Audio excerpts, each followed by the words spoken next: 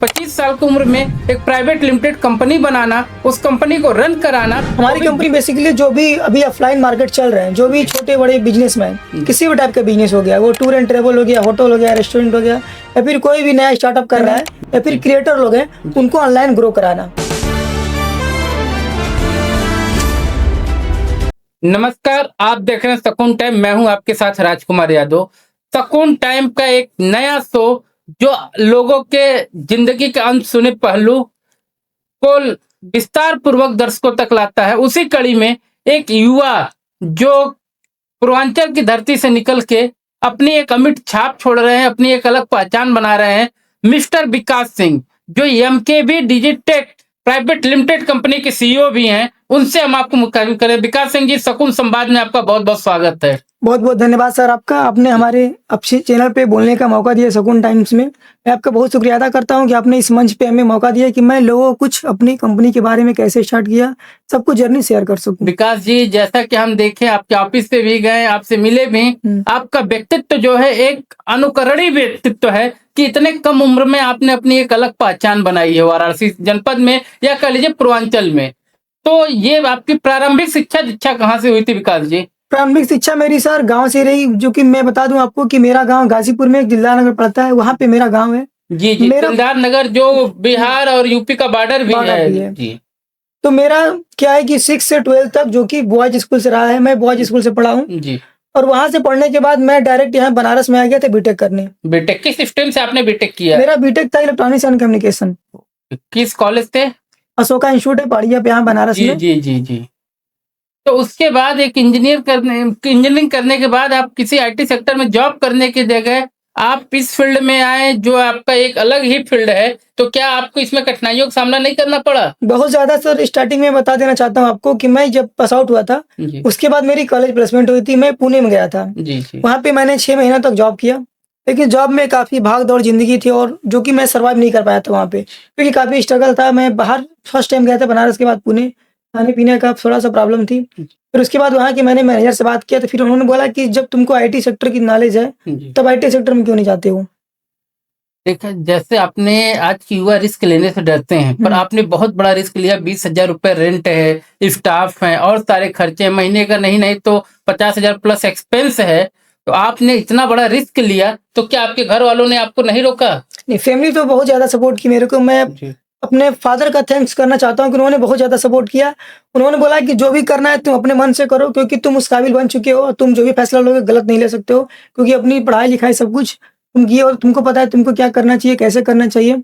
और मैं मार्केट को थोड़ा ऑब्जर्व भी किया कि सब कुछ डिजिटल हो रहा है, आने वाला समय भी डिजिटल ही है। देखिए, इन्होंने बहुत बड़ी बात कही कि अब सब कुछ डिजिटल, जो मोदी का डिजिटलीकरण आ गया है, इसमें सब कुछ डिजिटल हो गया। पेमेंट से लेकर हर एक कुछ डिजिटल होने लगा है, और आने वाला समय जो है वो भी डिजिटल मीडिया का ही है।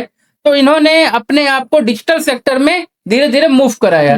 तो आपकी कंपनी बेसिकली कार्य क्या करती है? हमारी कंपनी बेसिकली जो भी अभी ऑफलाइन मार्केट चल रहे हैं, जो भी छोटे बड़े बिजनेसमैन किसी भी टाइप का बिजनेस हो गया, वो टूर एंड ट्रेवल हो गया, होटल हो गया, रेस्टोरेंट हो गया, या फिर कोई भी नया स्टार्टअप कर रहा है, उसको हम लोग ऑनलाइन प्रमोट करते हैं। उसकी ऑनलाइन प्रमोशन हो गया, फेसबुक पे ऐड चलाना हो गया, मेटा ऐड रन करना हो गया, उसके लिए वेबसाइट डिजाइनिंग करनी होगी। फिलहाल में हम लोगों ने अभी स्टूडियो सेटअप किया है। इसमें देखिए सर, हम लोग क्या करते हैं कि जो भी टीचर है अभी तक वो लोग ऑफलाइन पढ़ा रहे हैं, सीमित है एक शहरों में, जो जितने बच्चे आ रहे हैं उन्हीं लोग पास जा पा रहे हैं। तो हम लोग क्या किए कि पूरा सेटअप देते हैं, डिजिटल बोर्ड, कैमरा, माइक, जहाँ पे टीचर आके पढ़ा के यूट्यूब पे ग्लोबल पूरे भारत में बच्चों को। जिसका छोटा सा उदाहरण है, कोरोना काल से पहले खान सर एक कोचिंग मात्र में पढ़ाते थे, और आज वो पूरे भारत में सबसे प्रसिद्ध शिक्षकों में से एक हैं। तो खान सर को देख के बहुत से लोग इंस्पायर हुए, लेकिन क्या होता है कि टीचर लोग अभी 1,00,000-2,00,000 का सेटअप नहीं करा पाते, लेकिन वो पढ़ाना चाहते हैं, ऑनलाइन आना चाहते हैं। हम लोग एक बहुत ही कम रेट पे उन लोगों को मंथली बेसिस पे स्टूडियो प्रोवाइड कराते हैं और सारा सेटअप करके देते हैं कि वो आइए, अपना लेक्चर लीजिए और स्टूडेंट से अपने कनेक्ट होइए। रेंट कुछ आप हमारे दर्शकों को बताएंगे? रेंट आपके यहाँ का रेंट क्या है? अगर कोई टीचर आपके यहाँ जाना चाहता है, अपना वीडियो शूट कराना चाहता है, तो उसकी चार्जेस क्या है? देखिए, हर टाइप का अलग अलग चार्ज है। अगर मंथली बेसिस पे चार्ज लेता है तो पूरा सेटअप के साथ हम लोग उससे 10,000 महीना लेते हैं, जिसमें टीचर आता है डेली, उसका पीपीटी मिलता है, वो अपना पढ़ाता है और शूट करके जाता है। कितने देर का आप टाइम ड्यूरेशन उसको क्या देते हैं? टाइम ड्यूरेशन 1 घंटे का देते हैं हम। 1 घंटे का देते हैं। और क्या आप वीडियो एडिटिंग का भी कोर्स कराते हैं अपने यहाँ? हम लोग पूरा डिजिटल मार्केटिंग का कोर्स कराते हैं, जिसमें वीडियो एडिटिंग आता है, ग्राफिक डिजाइनिंग आपका आता है एंड वेबसाइट डिजाइनिंग आता है। मतलब कंप्लीट डिजिटल सॉल्यूशन हम लोग अपने यहाँ से प्रोवाइड कराते अपने हैं। यहाँ से ही प्रोवाइड आप कराते हैं, ये बहुत अच्छी बात है। अब विकास जी, आप वहां से निकले गाजीपुर की दिलदार नगर से। गाजीपुर जो वीरों की धरती कहा जाता है, दिलदार नगर के बगल में गहमर एक गांव है जो एशिया का सबसे बड़ा गांव है, और सबसे ज्यादा सैनिक भी उसी गांव से हैं, भारतीय सेना में। आप वहां से निकले, बनारस आए, 4 साल का एजुकेशन लिए, उसके बाद आप पुणे में जॉब भी किए, जॉब करने के बाद अपना बिजनेस भी स्टार्ट कर दिया। बिजनेस स्टार्ट करने में आपको कठिनाइयां कहाँ कहाँ आई? देखिए सर, बिजनेस स्टार्ट करने में कठिनाइयां बहुत ज्यादा आई जी स्टार्टिंग में। क्या हुआ कि मैंने जो अपना कुछ सेविंग था और घर से जो पैसा था मैंने उसको लगा के सेटअप किया, क्योंकि बनारस जैसे नए शहर में, वो भी पांडेपुर जैसे शहर में, जी अपना खुद का रेंट लेना, फ्लैट लेना काफी मुश्किल होता है, क्योंकि वहाँ पे कुछ एडवांस पेमेंट भी करना पड़ता है, 1 लाख 1.5 लाख रुपए जी आप वहाँ पे एडवांस पेमेंट करेंगे, फिर आपको पूरा ऑफिस सेटअप बनाना पड़ता है। उसके बाद सर अच्छे स्टाफ मिलना बहुत मुश्किल होता है। कंपनी तो आप खड़ा कर अभी लेंगे। इस समय कितने स्टाफ हैं आपके पास? अभी हम लोग के पास 6 स्टाफ हैं। 6 स्टाफ। आप देख सकते हैं, युवाओं के लिए एक बहुत बड़ी सीख है, इतने से कम उम्र में एक डिजिटल मार्केट में अपनी पहचान बनाना, ये बहुत बड़ी बात है। विकास जी, आपके जीवन का एम क्या है? यस सर, लक्ष्य क्या है आपके जीवन हमारा का? जीवन का लक्ष्य है कि अभी मैं हर कुछ डिजिटल हो रहा है, तो मैं चाह रहा हूँ जितने भी अभी छोटे व्यापारी हैं या फिर बिजनेसमैन हैं या फिर क्रिएटर लोग हैं, उनको ऑनलाइन ग्रो कराना। अगर साथ में वो लोग ग्रो होंगे तो हम लोग भी ग्रो होंगे। मेरा मकसद यही लेके चलना है कि जितने भी लोग चाहते हैं यूट्यूब पे आना, ऑनलाइन आना, अपनी कुछ भी स्किल उनके अंदर है लेकिन वो एक्सप्लेन नहीं कर पाते हैं। मैं बनारस के युवाओं से कहना चाहूंगा, जो खुद को डिजिटल रूप में लाना चाहते हैं परंतु उनके पास माध्यम नहीं है, साधन नहीं है, वो आ सकते हैं। भाई, आप 2 लाख 4 लाख 5 लाख का सेटअप नहीं लगा सकते हैं, परंतु महीने का कुछ चार्जेस पे करके आपको एक कंप्लीट सेटअप मिल जाएगा। आप उस सेटअप से अपना काम स्टार्ट कर सकते हैं। आप 4 महीने 5 महीने तक लगातार वर्क करेंगे तो आप पाएंगे कि आप खुद ग्रो कर जाएंगे जी। तो आप उस कैपेसिटी लेवल पहुंच जाएंगे, आप खुद का सेटअप भी करा सकते हैं।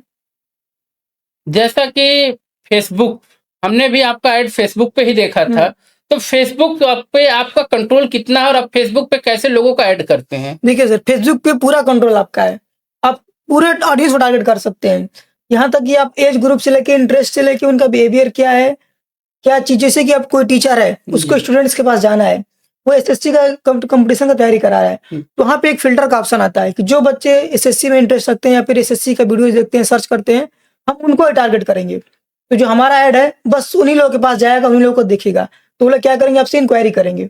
और देखिए सर, ये बनारस शहर में नहीं सीमित है, आप इंडिया के हर कोने में पहुंच सकते हैं। मतलब पैन इंडिया कहीं भी हम पहुंच सकते हैं, पैन इंडिया का कोई भी कस्टमर आपसे जुड़ सकता है।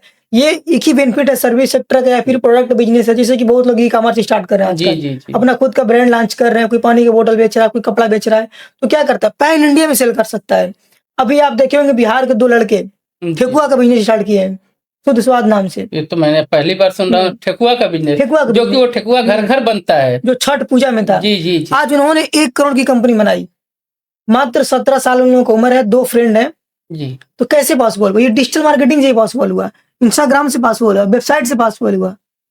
युवाओं, देखिए, विकास सिंह जी ने बहुत बड़ी एक बात आपके सामने रखी, एक सीख रखा कि यदि आपके अंदर लगन है तो कोई भी लक्ष्य आपसे दूर नहीं है, और आप चाहें तो लाइफ में हर एक मंजिल पा सकते हैं, क्योंकि इन्होंने इतने कम, अभी उम्र आपकी 25 साल से ऊपर नहीं होगी? नहीं, अभी 25 साल है। अभी 25 साल की उम्र में एक प्राइवेट लिमिटेड कंपनी बनाना, उस कंपनी को रन कराना, वो भी 20,000 रुपए रेंट देना प्लस 6 स्टाफ की सैलरी देना, ये एक बहुत बड़ी। और अभी मैं आपको बता दूं, विकास सिंह जी बहुत संपन्न परिवार से नहीं, एक मध्यम वर्गीय परिवार से हैं। पिताजी क्या करते हैं आपके विकास जी? सर, हमारा एक बिजनेस है। किस चीज का?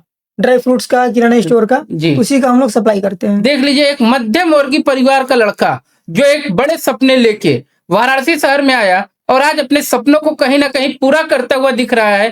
तो मैं ये चाहूंगा आप लोग भी अपने सपनों को मत मारिए, अपने सपनों को जिए, और कोशिश ये करिए कभी जीवन में पलट के पीछे देखने की नौबत ना आए।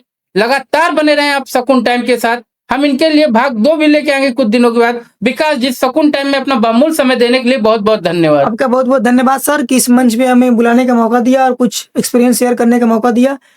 हम अगले एपिसोड में फिर कुछ बात करेंगे और अपना एक्सपीरियंस शेयर करेंगे। जरूर चाहेंगे कि जल्द ही आपसे दोबारा भी हम मुलाकात करेंगे और युवाओं को, अपने दर्शकों को कुछ नई जानकारियां देंगे जिससे वो डिजिटल सेक्टर में कुछ करके अपने आप को आगे बढ़ा सकें। धन्यवाद विकास जी। धन्यवाद सर।